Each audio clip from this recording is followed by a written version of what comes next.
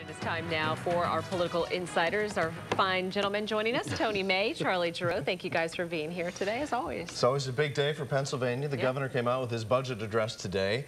It increases overall state spending by nearly 3%, some $28.4 billion, raises $28.4 billion through taxes, fees, and revenue sources, but doesn't increase personal income or sales taxes. So I'll start with you, Charlie. Still maintaining that campaign promise. A little increase in spending, something to make Tony happy. A little bit in here, frankly, for everybody. A balanced budget, no tax increases, a good, solid budget that privatizes the liquor stores, begins to bring the pension crisis under control, and gets some badly needed funding for transportation. Tony, what do you And think? Charlie's right. I am pleased that there's an increase in spending because it creates jobs. And I know Charlie doesn't believe that, but it's one thing that was really missing in many ways from the governor's budget. I give him credit for really having covered the waterfront, but really sort of going light on what his strategy is to create new jobs in Pennsylvania, because that's the one way we're going to be able to work ourselves out of this bad economic climate that we're in. Well, Tony, let me ask you, we heard from Chris Pabst earlier, a lot of protesters at the Capitol today very angry that money is being spent on prisons, on the state's prison system, and they're saying, hey, we got to educate our kids, otherwise they're going to end up in the prison system. Well, I mean, I think that what the governor's problem is going to be, he's got a budget where he's got a lot of programs that are interrelated. He's got things dependent upon, his new spending is dependent upon selling the liquor stores, which isn't a done deal.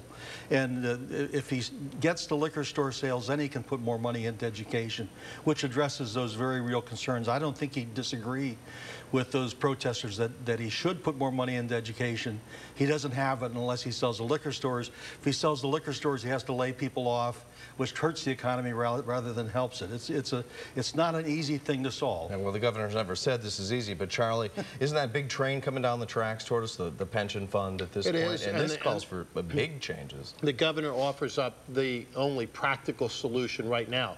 We may need to go beyond that. That remains to be seen, but he's saying basically we're going to go to a defined contribution rather than a defined benefit system, something that many states have already done, something that private industry does already, and something that's badly needed. Do you think it'll go over, though? Well, it's not necessarily a bad idea. It's just not going to solve the pension funding crisis in the short term, because we're going to be maintaining then two pension systems, defined benefit, defined contribution, for 30 or 40 years while us old folks who are retirees don't get ready to die. They're going to be supporting us with fewer people actually paying into the pension system than there are right now. Welfare Secretary Gary Alexander is leaving. Yes. Was he forced out? Is a question a lot of folks are asking. I don't know, but I do know this. He's done a great job as secretary, and we all wish him well. He's one of the brilliant minds, you know, from up in the Northeast as far as regulating these things. He's a former lieutenant governor, I believe, Charlie. And Tony, you know, a lot of people, he came under some criticism lately for turning in the mileage to drive back to Rhode I don't think he was forced out. I think he saw the handwriting on the wall that he could not continue to maintain a family. Let's give him credit for being a family man, wanting to be with his family, but not being willing to move them to Pennsylvania. So he was a commuter. He was working essentially a 4-day week in terms of being in the office. He couldn't combine family and job successfully. I think Pennsylvania was getting shortchanged. I think he knew that, and I think he chose to leave voluntarily. Real quick, who do you think he'll replace him? Wow, that's a tough question. Charlie, you know anybody? I'm a soothsayer. Do you want to do it?